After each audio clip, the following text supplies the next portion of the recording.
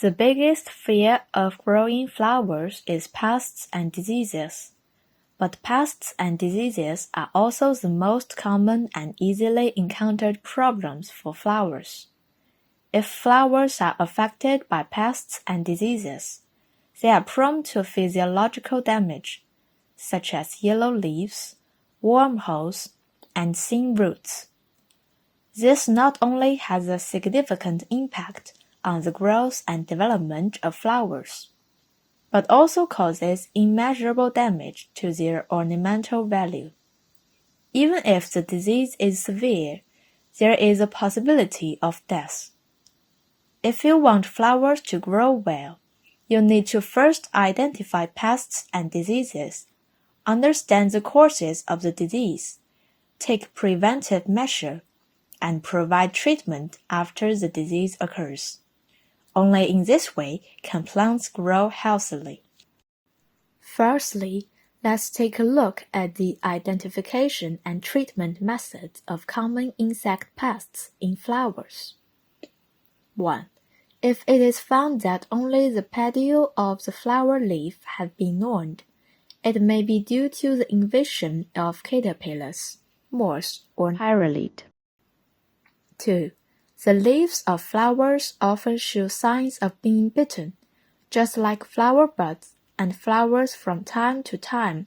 Filamentous leaves and fine scissors can also be found in the bitten areas, indicating that your flowers are undoubtedly suffering from beetle infestation. 3. Red spider is also one of the most feared pests in flowers. It mainly harms the leaves on both sides of the main vein, and patches or small yellow spots can often be found on the invaded leaves. If you find unknown spots on the leaves and small red insects less than 1 mm in size, then undoubtedly your flower has been targeted by the red spider. 4. If you find that the newly grown leaves of a flower are in bundles or have wrinkled tips, and there are many insect eggs and some unknown oily substances attached to the leaves, then your flower may be suffering from the invasion of white flies and phyllids. 5. If white viscous liquid varying sizes of wormhole openings and linear fecal matter are found on the leaves, it may be that snails have found your flowers. 6. The most common pests and disease in early spring is aphids. Aphids hatch in a concentrated manner, so once an outbreak occurs, it can be very serious. If not controlled in a timely manner, the growth may stop, and in severe cases, the plant may die. If pests are found in flowers, we need to seek timely treatment by spraying insecticides.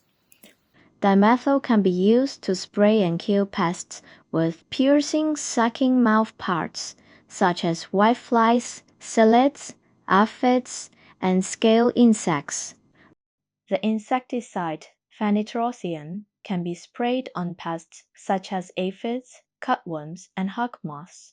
Malathion has a contact killing effect on scarabs, aphids, slug, caterpillars, leaf rollers, etc. Of course, friends who happen to have no pesticide at home and are in a hurry to kill insects can first use neutral laundry detergent or dishwashing liquid to add water in a certain proportion for pest control. Let's take roses as an example to see what pests they are often affected by and how to prevent and control them. First, if a good rose suddenly drops its head, it is likely caused by stem sawfly. The body is slender, with a length of no more than 18 mm. The posterior edge of the pronotum is straight without a slender waist and is cylindrical or flattened on the side of its body. There is a distance between the front leg and the tibia. The control of stem sawfly is troublesome because the stem sawfly may lay eggs on the twigs and fly away after laying eggs. So the drug control effect is not obvious unless stem sawfly are seen. Radar spray can be used to spray them. If not, try the yellow sticky insect board. The branches where stem sawfly bees lay eggs must be cut off in a timely manner.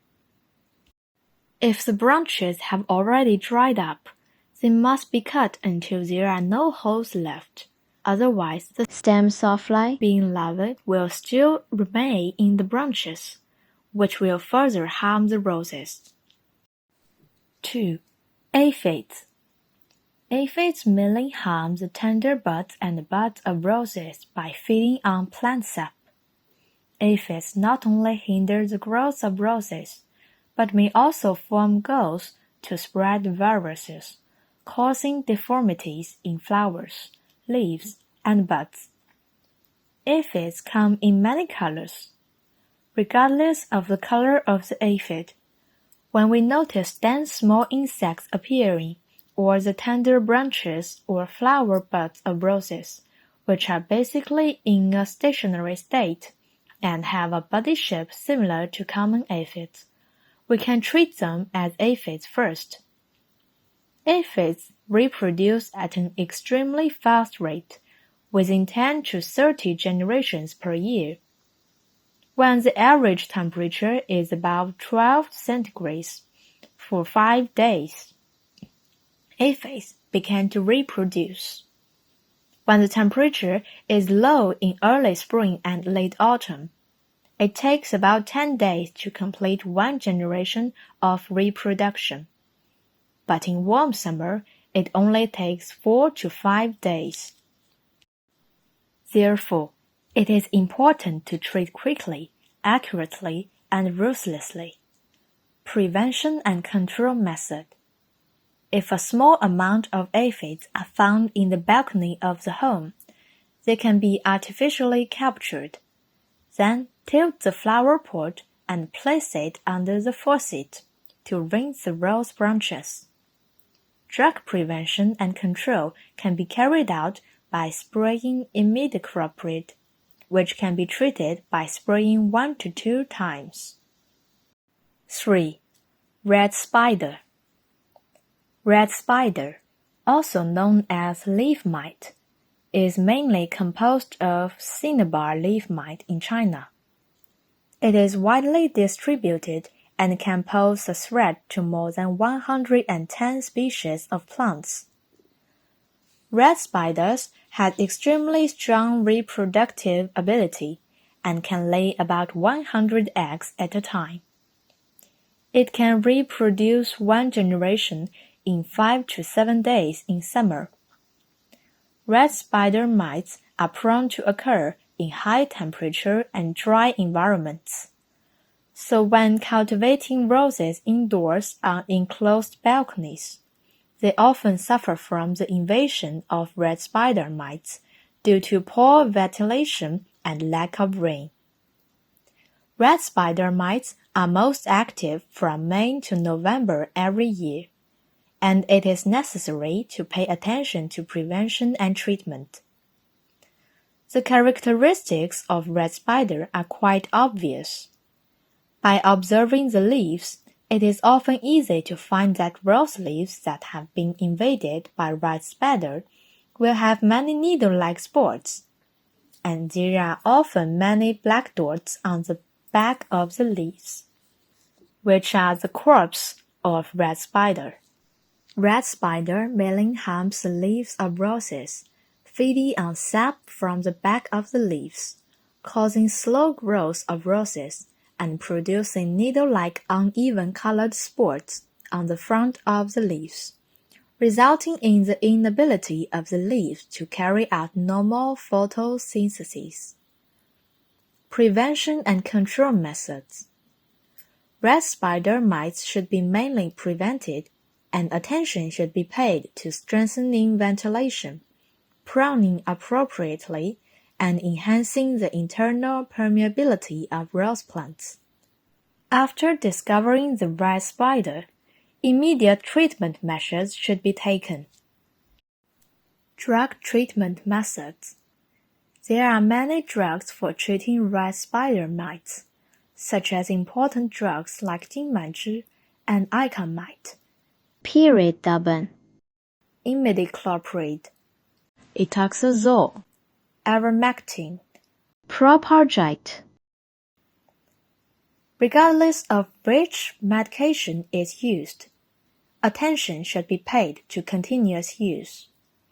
In spring and autumn, it can be taken once every 7 days, and in summer, it can be taken once every 5 days. Continuous use of 3 to 5 times it is necessary to cure the disease. It is best to use 2 or more medications alternately to avoid drug resistance and achieve better results. Physical governance methods. Many people cultivate roses on their balconies at home, and enclosed balconies are relatively more prone to rat spider mites. However, due to the inconvenience of spraying medicine indoors, physical methods can also be used for treatment. Flushing. When a potted rose plant is found to be infected with rat spider mites, the rose plant can be tilted and placed under the faucet for flushing. Wipe with laundry detergent water. When a small amount of rose leaves are infected with rat spider mites, you can wipe them with 500 times the amount of laundry detergent water and then rinse them clean, which can have a good therapeutic effect.